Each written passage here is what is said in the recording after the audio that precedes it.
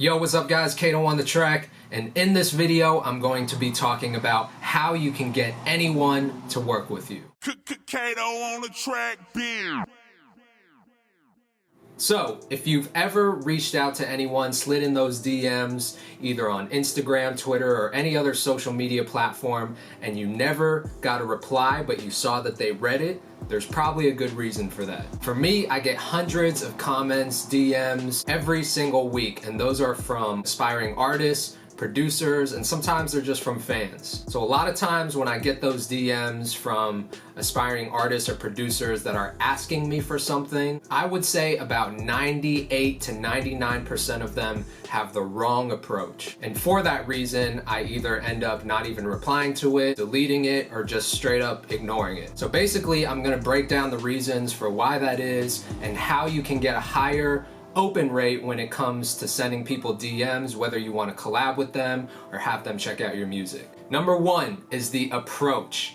The approach is the most important thing to remember when it comes to sending a message to someone. Most people fail at this step. I would say about 75% of the messages and DMs that I get from people asking me to check out their music or give them feedback is just, hey bro, check out my music, with the link attached. There's absolutely nothing in the world that makes me want to ignore or delete a DM quicker than that. Because as quick and as easy as it was for that person to just say, hey bro, check out my music, and then attach a link, it's just that quick for me to recognize that they offer nothing in return. There's no sort of creativity or personalization or effort involved in that person wanting to DM me. So the key is people are busy. You know, people have limited time. You want to keep the message short and sweet and somewhat personalized. So if that person would have reached out and said, yo Kato, I've been following you for a while. I'm a big fan of your music. I've been listening to you since insert song here. Or I've been following you on social media for a while. I really enjoy the content, especially that video you posted about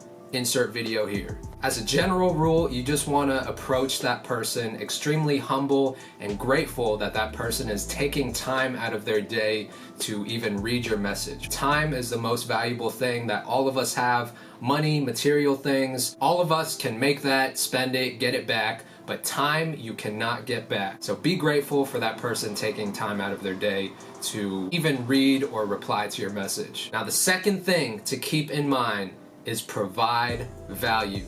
I cannot stress this one enough. You have to bring something to the table. Now, I know a lot of you watching this are in the situation where you don't really have anything of value to offer. You don't really have an audience. You're still trying to build your fan base.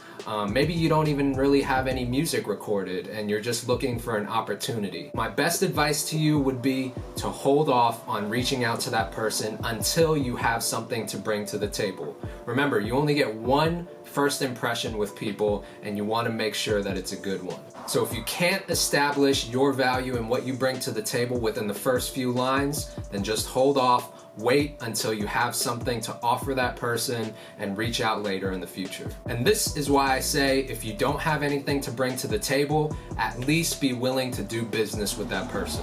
Because everyone will give you their attention if you're willing to do business with that person and spend money. That shows that you are serious about what you do and that you're willing to invest in yourself, and that is a reason why that person should take you seriously. Here are some other ways that you can bring value. Number one, if you have a built-in audience that's comparable or bigger than the person that you're reaching out to. So let's say a producer reaches out to me and they already have, 40,000 Instagram followers and they want to collab. Typically, I charge for beat collabs, but because that person has a built-in audience, we can cross-promote and at least create content and make it engaging for our audience. Number two, you can barter with another product that you offer. So let's say maybe you have a clothing line. Maybe you can send that person or influencer a couple pieces from your new collection, whether it's a t-shirt, a hat, and say, hey, if you wear this and you take a picture with it, all I ask is that you just tag me on social media, and that's it. At least you've established communication with that person, you've gotten their attention, and maybe they'll end up really digging your brand and you guys can do some sort of collaboration in the future. And number 3, sometimes just knowing the right person can get your foot in the door. If I open up a DM and it says, yo, I was referred to you by one of my homies, so-and-so,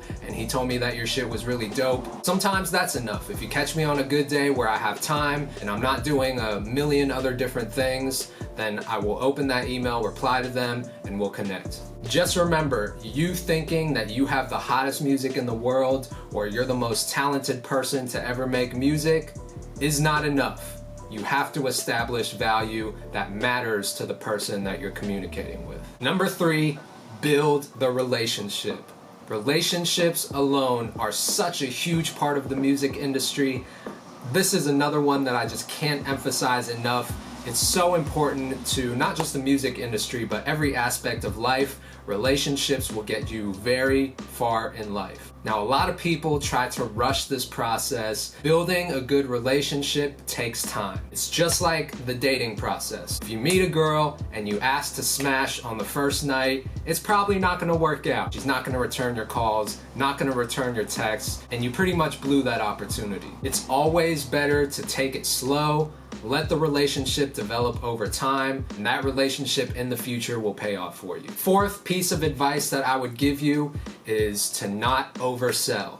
Do not oversell yourself or your product or whatever you think that you can offer. A dead giveaway to me whenever I open a DM or an email is when someone tries to promise me the world and that they're the hottest in their city, they've opened up for so-and-so major artists, and it's too much. Classic beginner's mistake, and it tells me, someone that has been in this industry for a while and has dealt with hundreds, maybe even thousands of bullshitters, that you are not confident enough in yourself to let your product speak for itself. I think there's this misconception in the music industry that you have to be fancy or fake it till you make it. But if you're dealing with someone that's been in the music industry for a long time, they see right through that bullshit. The major turnoff. So at the end of the day, just don't act fancy before you're actually fancy. Provide the value up front, tell them exactly what you do, don't bullshit them, and let that person determine whether you are worth their time or not. Believe me when I tell you that you are going to be extremely comfortable with being told no